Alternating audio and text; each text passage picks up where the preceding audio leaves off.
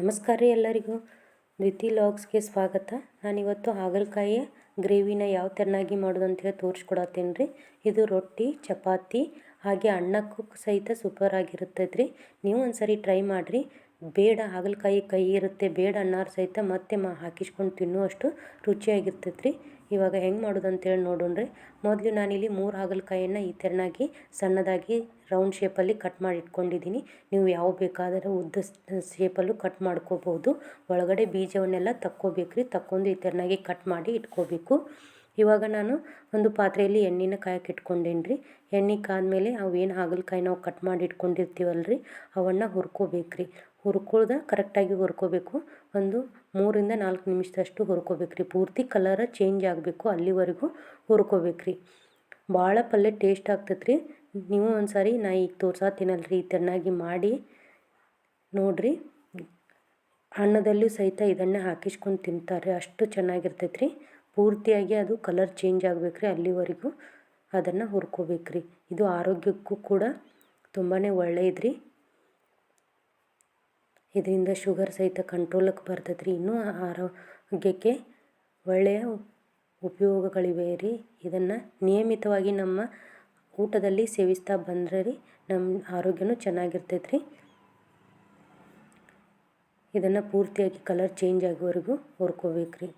ಇವಾಗ ನೋಡಿರಿ, ಕಲರ್ ಪೂರ್ತಿಯಾಗಿ ಚೇಂಜ್ ಆಗಿದೆ. ಈ ಥರ ಆಗೋವರೆಗೂ ನೀವು ಸಣ್ಣ ಉರಿಯಲ್ಲಿ ಹುರ್ಕೋರಿ. ಇವಾಗ ಪೂರ್ತಿಯಾಗಿ ಹುರಿದಿದೆ. ಇವಾಗ ಅದನ್ನೆಲ್ಲನೂ ಒಂದು ಬೇರೆ ಪಾತ್ರೆ ಒಳಗೆ ತಕ್ಕೋತೀನಿ ರೀ. ಈಗ ನಾ ಅದೇ ಪಾತ್ರೆ ಒಳಗನ ಒಗ್ಗರಣೆ ಹಾಕೋತೀನಿ ರೀ. ಯಾಕಂದ್ರೆ ಅದು ಹೆಂಗಿದ್ರು ಕಾದೈತ್ರಿ, ಅದಕ್ಕಾಗಿ ಅದ್ರೊಳಗೆ ಇವಾಗ ಪಲ್ಯಕ್ಕೆ ಹಾಕೋಕೆ ಎಷ್ಟು ಎಣ್ಣೆ ಬೇಕು ನೋಡ್ಕೊಂಡು ಹಾಕೋಬೇಕ್ರಿ. ಎಣ್ಣೆ ಹಾಕ್ಕೊಂಡ್ರಿ. ಎಣ್ಣೆ ಆಲ್ರೆಡಿ ಕಾದೈತ್ರಿ. ಅದಕ್ಕೆ ಕಾದಿರೋ ಎಣ್ಣೆಗೆ ಸಾಸಿವೆ, ಒಗ್ಗರಣೆ ಸಾಮಾನುಗಳಾದಂಥ ಸಾಸಿವೆ ಚಿಟಪಟ ಅಂದಮೇಲೆ ಜೀರಿಗೆನ ಹಾಕ್ಕೊಳತ್ತೇನೆ ರೀ.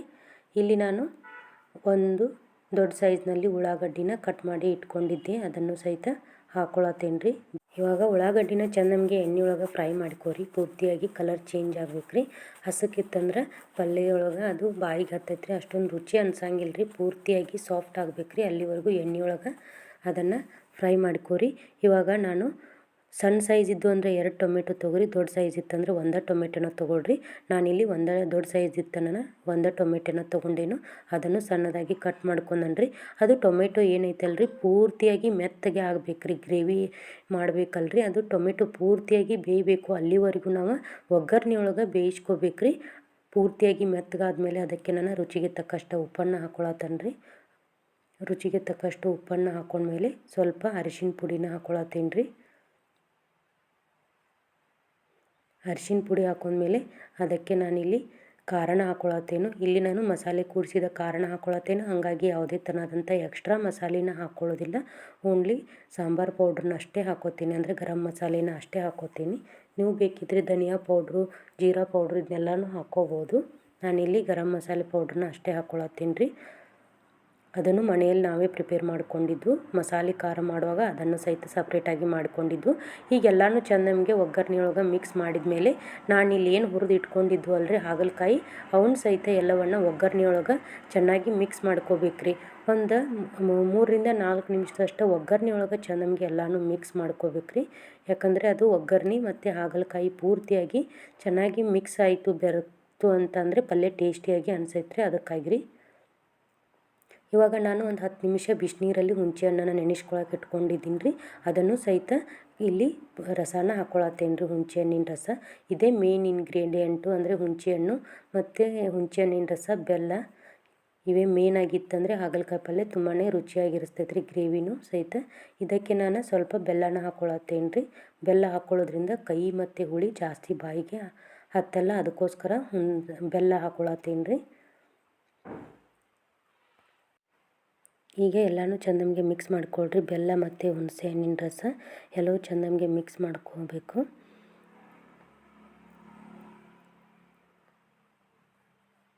ನೋಡೋಕ್ಕೆ ಎಷ್ಟು ಕಲರ್ಫುಲ್ ಆಗಿದೆ, ಅಷ್ಟೇ ಟೇಸ್ಟಿಯಾಗಿರ್ತೈತೆ ರೀ.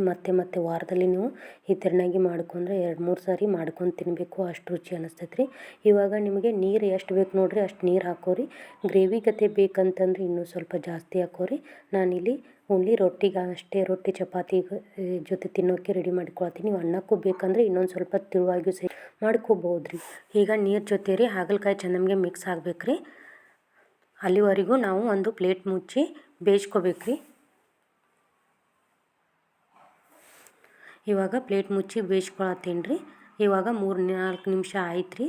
ಇವಾಗ ಪ್ಲೇಟ್ ತೆಗೆದು ತೋರಿಸ್ತೇನೆ ನೋಡಿರಿ ಎಷ್ಟು ಚೆನ್ನಾಗಿ ಬೇಯ್ತಾ ಇದೆ ಅಂತ. ಇದಕ್ಕೆ ನಾನೇನು ಮಾಡ್ತೇನೆಂದ್ರೆ ರೀ 3-4 ಸ್ಪೂನಷ್ಟು ಶೇಂಗಾ ಕಾಳನ್ನು ಹುರಿದು ಅದನ್ನು ಪುಡಿ ಮಾಡಿ ಇಟ್ಕೊಂಡಿದ್ದೀನಿ ರೀ. ಪುಡಿನ ಪೂರ್ತಿಯಾಗಿ ಪೇಸ್ಟ್ ಅಂದರೆ ಸಣ್ಣ ಮಾಡ್ಕೊಳಕ್ಕೆ ಹೋಗ್ಬೇಡ್ರಿ. ಅದು ಸ್ವಲ್ಪ ದಪ್ಪವಾಗಿದ್ದರೆ ಬಾಯಿಗೆ ತಿನ್ನುವಾಗ ರುಚಿ ಕೊಡುತ್ತೆ ರೀ. ಅದಕ್ಕಾಗಿ ಪೂರ್ತಿಯಾಗಿ ಸಣ್ಣಂಗೆ ಮಾಡ್ಕೊಳಕ್ಕೆ ಹೋಗ್ಬೇಡ್ರಿ, ರುಬ್ಕೊಳಕ್ಕೆ ಹೋಗ್ಬೇಡ್ರಿ.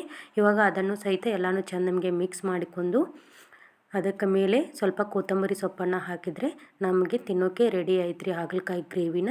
ನೀವು ಇನ್ನೂ ತೆಳುವಾಗಿ ಬೇಕಾದರೂ ಮಾಡ್ಕೋಬೋದು, ಇಲ್ಲಾಂದರೆ ಇನ್ನೂ ಸ್ವಲ್ಪ ಗಟ್ಟಿಯಾಗಿ ಸಹಿತ ಮಾಡ್ಕೋಬೋದು. ಅದು ನಿಮ್ಗೆ ಹೆಂಗೆ ಬೇಕು ನೋಡಿರಿ ಹಂಗೆ ಮಾಡ್ಕೋರಿ. ಇವಾಗ ಕೊತ್ತಂಬರಿ ಹಾಕ್ಕೊಳತ್ತೀನಿ ರೀ. ಕೊತ್ತಂಬರಿ ಹಾಕೊಂಡ ಯಾವತ್ತೂ ಡೈರೆಕ್ಟಾಗಿ ಗ್ಯಾಸನ್ನು ಆಫ್ ಮಾಡ್ಕೊಳಕ್ಕೆ ಹೋಗ್ಬೇಡ್ರಿ. ಕೊತ್ತಂಬರಿ ಪೂರ್ತಿಯಾಗಿ ಬೇಯಬೇಕು ರೀ. ಇಲ್ಲಾಂದ್ರೆ ಪಲ್ಯ ಏನಾಗ್ತೈತೆ ಅಂದ್ರೆ ರೀ ಬೇಗನೆ ಕೆಟ್ಟು ಹೋಗ್ತೈತೆ ರೀ. ಅದಕ್ಕಾಗಿ ಸಂಜೆವರೆಗೂ ಉಳಿಬೇಕಂತ ಆಯ್ತಂದ್ರೆ ಕೊತ್ತಂಬರಿ ಹಾಕಿ ಸ್ವಲ್ಪ ಬೇಯಿಸ್ಕೋಬೇಕು ರೀ. ಕೊತ್ತಂಬರಿ ಪೂರ್ತಿಯಾಗಿ ಅದು ಮೆತ್ತಗಾಗಬೇಕು, ಅಲ್ಲಿವರೆಗೂ ಬೇಯಿಸ್ಕೊಂಡ್ರಂದ್ರೆ ನಿಮ್ಗೆ ರುಚಿಯಾದಂಥ ಹಾಗಲಕಾಯಿ ಗ್ರೇವಿ ರೆಡಿ ಆಯ್ತು ರೀ. ನಾನು ಮಾಡಿರೋ ಹಾಗಲಕಾಯಿ ಪಲ್ಯ ಹೆಂಗೆ ಅನಿಸ್ತು ಅಂತ ಹೇಳ್ರಿ ನನಗೆ ಕಮೆಂಟ್ ಬಾಕ್ಸ್ನೊಳಗೆ ತಿಳಿಸ್ರಿ. ನೀವು ಹೆಂಗೆ ಮಾಡ್ತೀರಿ ಅಂತಲೂ ಕಮೆಂಟ್ ಬಾಕ್ಸ್ ಒಳಗೆ ತಿಳಿಸ್ರಿ. ವಿಡಿಯೋ ಇಷ್ಟ ಆಗಿದ್ರೆ ಪ್ಲೀಸ್ ಲೈಕ್ ಮಾಡಿರಿ, ಶೇರ್ ಮಾಡಿರಿ, ಹಂಗೆ ಕಮೆಂಟ್ ಮಾಡೋದನ್ನು ಮರಿಬೇಡ್ರಿ. ಪೂರ್ತಿ ವಿಡಿಯೋ ನೋಡಿದ್ದಕ್ಕೆ ಎಲ್ರಿಗೂ ಧನ್ಯವಾದಗಳು ರೀ. ಅನ್ನದಾತು ಸುಖೀ ಭವ.